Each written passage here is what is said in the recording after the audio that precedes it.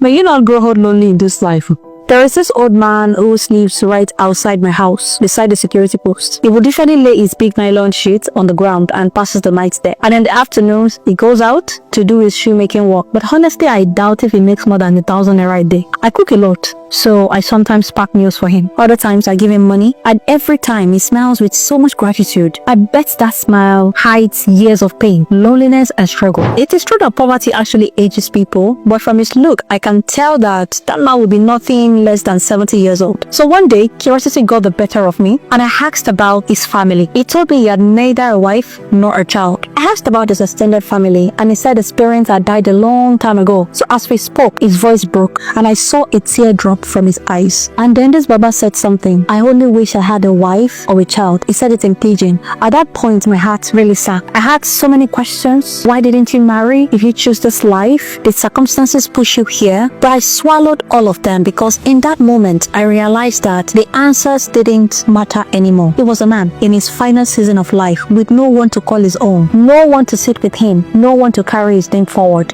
and no one to hold his hands when life finally says it is time. I decided from that day that as long as I live in that house, I will never let him go hungry. I will always share food, and I will always give him what I can. Then one morning around 5 a.m., I was leaving home to catch a flight at the airport. So as I walked past the security post, I saw him wrapped in his nylon sheets under the little shed he already made for himself. So what if one day this Baba sleeps and never wakes up? And then what? No wife to cry for him, no children to mourn him, no family to claim him, only the authorities arriving to carry his body away. And as I drove to the airport, I whispered a simple prayer to myself. Do not ever let me grow old alone. Do not let me do life alone. And please never let me live my last days in penury. Because listen to me, you will not be young and agile forever. One day, your strength will fade and your bones will be weak. One day, your hands will wrinkle and your steps will slow down, and your heart will crave companionship more than wealth, more than achievement, more than applause. To that woman who says, I don't need a man, I just need money and independence, I pray you never live long enough to test the emptiness of that belief. Because when your knees are weak and the world grows quiet around you, it won't be money that holds your hands. It will be love. Even your children will be living their life. They can't sit down with you forever. And to that irresponsible father who believes that children will look for him when they grow older, and to the one who mistreats his wife, who believes that his wife is not part of his real family, hear me, the strength to flaunt today is gonna fade. And when your vulnerable days come, the care and the honor you deny your wife and your children may be the very thing you long for, but you will never receive them. And to the young person who wastes their crying, chasing pleasure, always avoiding responsibility, refusing to plan, remember this, old age is the most unforgiving teacher, and one day you will wish you had used your strength to build something lasting, something bigger than yourself. No matter how